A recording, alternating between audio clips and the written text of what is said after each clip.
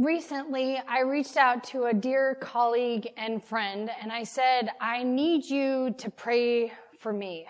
You see, I was in this moment of just having intense worry and fear where it kind of had just gripped me and it would not let me go. And instead of just sitting with these intense emotions, being tough and just pushing through it, I decided it was time to reach out for some help. You see, I think we've got a problem in our society where it's so hard for us to say, I need help. Why? Because when we speak our worries and our fears to somebody else, we have an additional fear of how they will receive them. If we speak our fears, will somebody just say to us, what do you have to worry about? You have nothing to fear. Everything's going to be fine. I mean, you have a great spouse and you have a great house and you have a good job. What do you have to fear? How does that leave you feeling?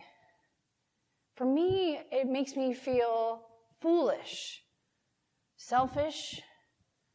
What have I gotten wrong in my head that I am captivated by worry and fear?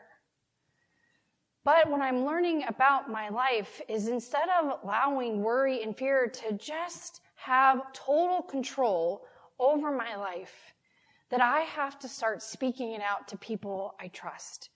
And so this colleague and friend that I reached out to and asked for prayer, she immediately wrote back, absolutely. And then she said 4 words that changed everything. She said, it's okay to hope. It's okay to hope.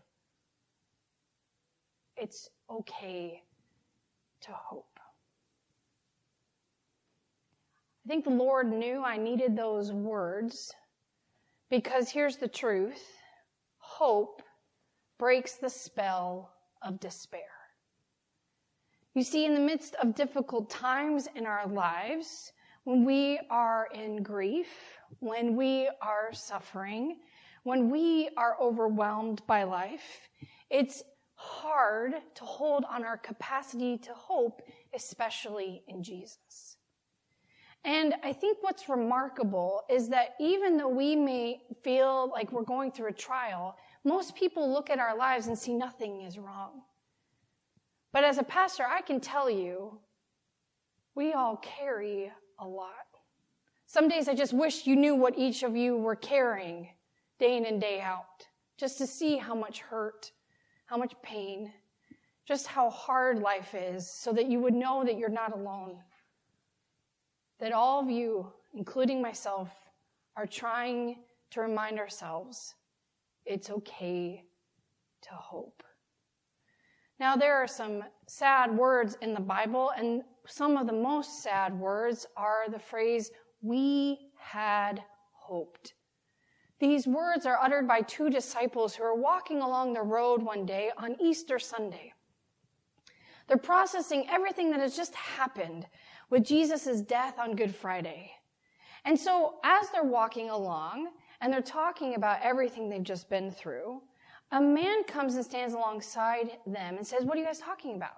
And so they said, you haven't heard? And he said, no, what are you talking about? Well, Jesus of Nazareth was crucified.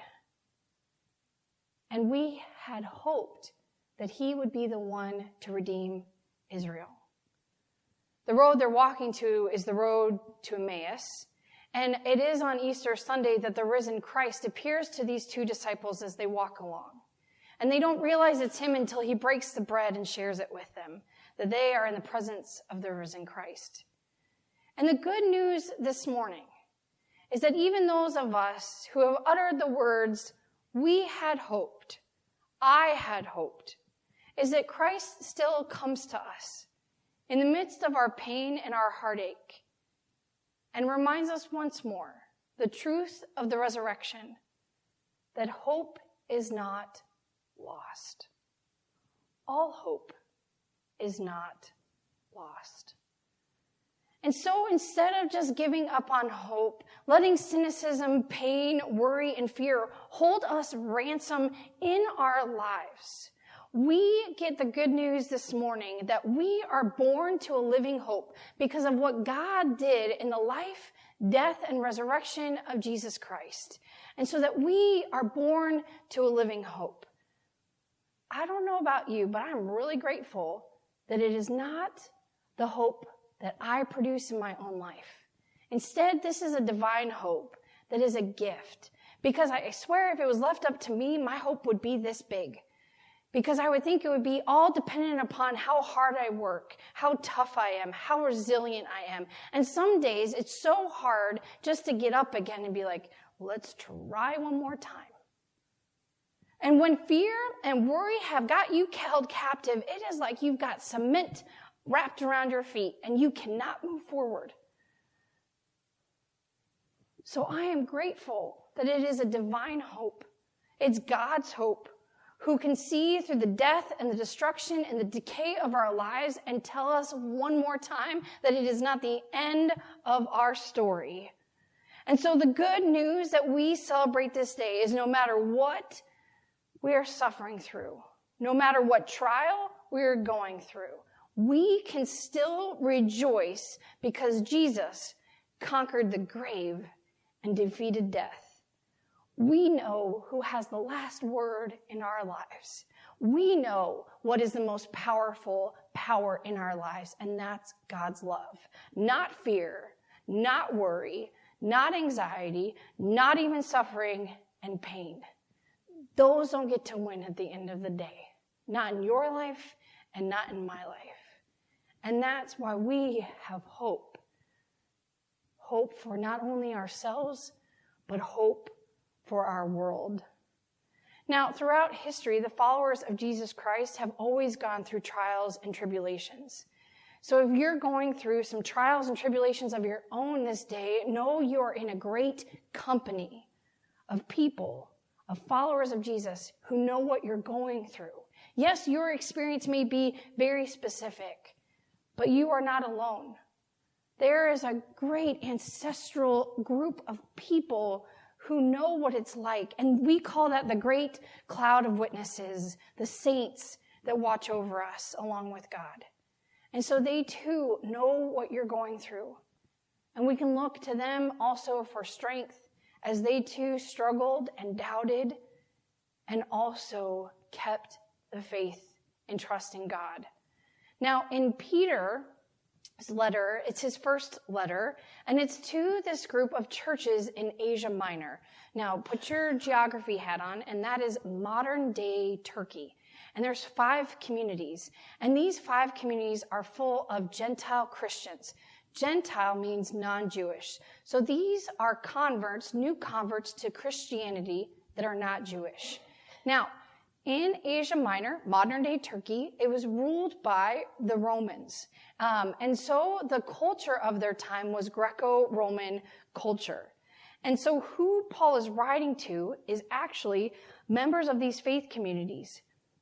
And this specifically to slaves and women who are owned by or married to non-Christian men. These people are at the very bottom of the social pyramid they inhabit. As slaves and women, they have low status to begin with.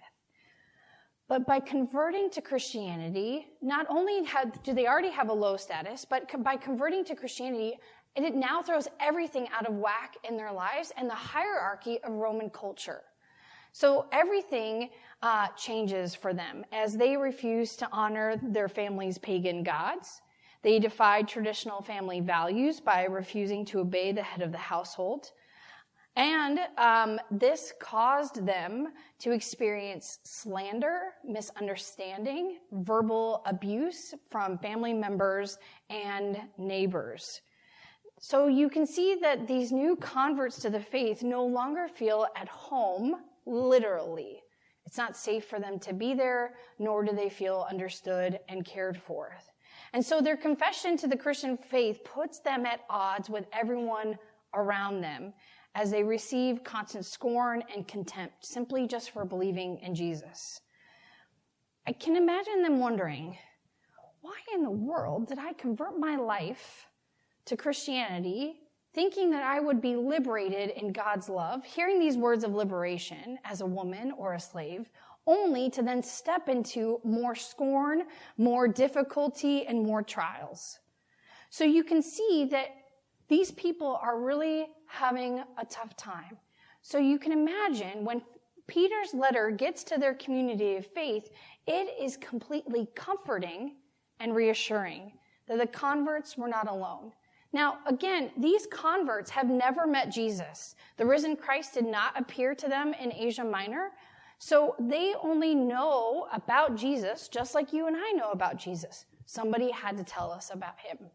And so to hear from Peter firsthand, someone who was one of Jesus' original 12 disciples, who spent years of his life with him, traveled, learned from him, and who was even still a member of his disciple after the resurrection, to hear from Peter, who knew Jesus, was a big deal. And to hear from Peter that God sees their trials and sufferings and has not forgotten them and has not abandoned them, and that they are not alone. And so they can hold fast to their confession of faith, and they may look forward to the same kind of vindication that God gave Jesus by raising him from the dead. So just as Jesus suffered for who he was and what he preached and what he talked about, so too God will vindicate them just as God vindicated Jesus on Easter Sunday. Now, Peter explains God has chosen these groups of new converts. And so when God has chosen you, you immediately receive the gifts of God. Now, there's two that Peter names. The first one is being born to a living hope. And the second is receiving an inheritance that's imperishable, undefiled, and unfading. Now, this living hope is available to all converts of the faith, including us as well this morning. Theologian and professor Fred Craddock explains it this way. The hope that we are born into is a divine hope.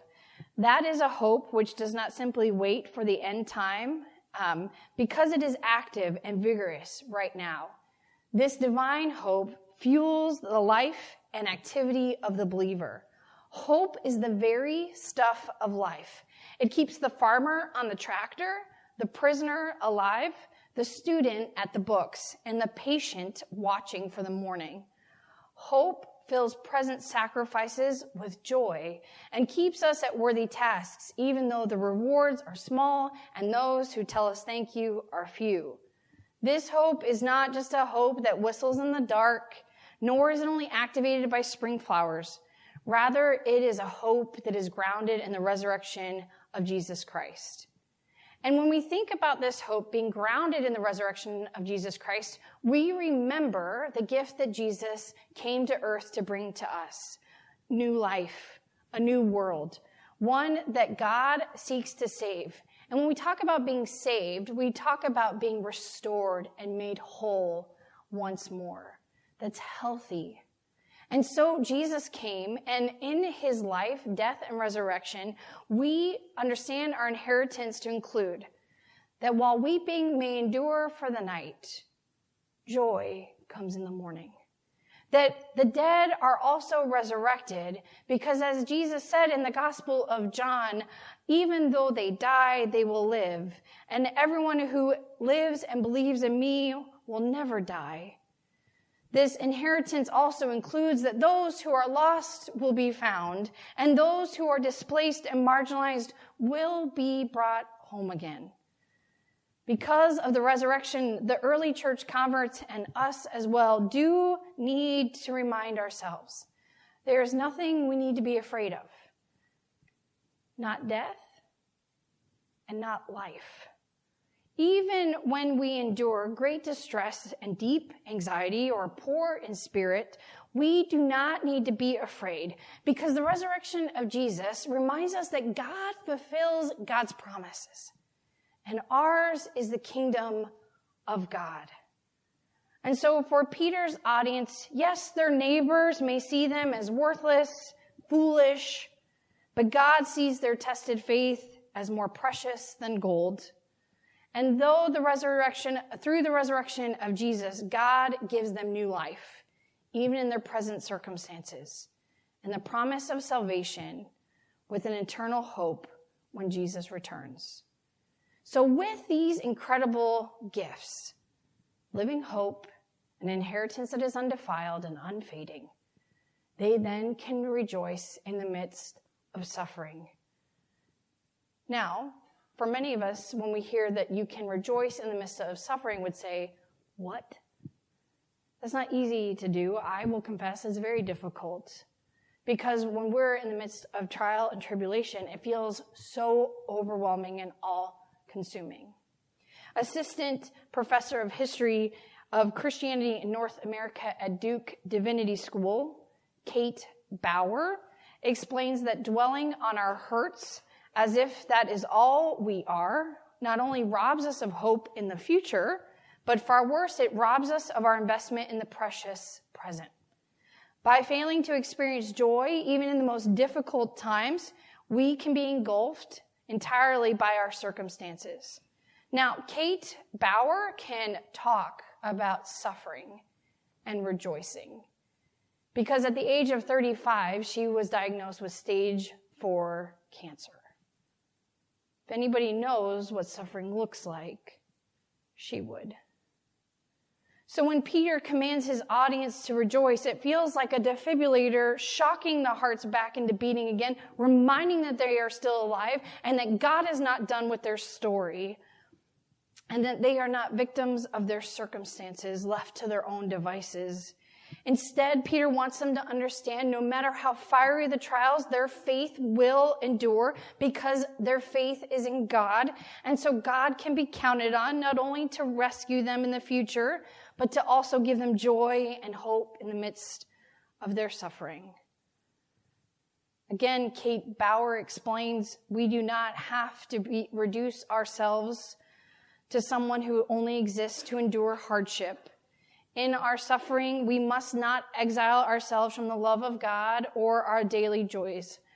If we rejoice in all of the capabilities and opportunities that remain with us, from sitting with a coffee for a minute in the sunshine to finding the right word for a bit of work we've been fussing over, we can then grab the present by the stuff of the neck and smile, knowing no matter how diminished we may be by disease or horrible circumstance, we are not finished, not by a long shot.